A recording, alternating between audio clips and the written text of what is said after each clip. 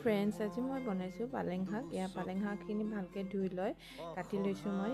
পিঁয়াজ, জলকীয়া, আদা, নহৰু, কেৰাহী গৰম হোৱাৰ পিছত তেল দি অকণমান তাত পাঁচফোৰণ দিছোঁ। তাৰপিছত পিঁয়াজখিনি ভালকৈ ভাজি লৈছোঁ। পিঁয়াজখিনি ভাজি লৈ তাৰপিছত শাকখিনি দি আকৌ শাকখিনি ভাজি লৈছোঁ। ভাজি তাতে নিমখ হালধি জোখমতে দি তাৰপিছত অকণমান লাৰি দি তাৰ অলপ পিছত তাৰপিছত আকৌ আদা নহৰু দি কিনে ভাজি লৈছোঁ। ভাজি লৈ অকণমান পানীখিনি শুকাই ল'ম মই আদা নহৰু দিয়াৰ পিছত।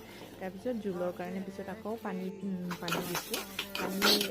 পানী দিয়াৰ পিছত পানীটো যেতিয়া উতলাব তেতিয়া মই মাছখিনি দি দিম। মাছখিনি দি অকণমান উতলোৱাৰ পিছত অকণমান টাইম উতলাই কিনে পিছত ধনিয়া দি মই গেছটো বন্ধ কৰি দিছোঁ। এইটো বহুত ইজি হয় বনাব, সোনকালে সিজি যায়। এনেকৈ খাই বহুত ভাল লাগে, টেষ্টি টেঙা টেঙা। এইটো টেঙাটো হয়, আপোনালোকে এনেকৈ খাই চাব। আমি বাৰু এনেকৈ খাওঁ, আপোনালোকে কেনেকৈ খাই মোক জনাব।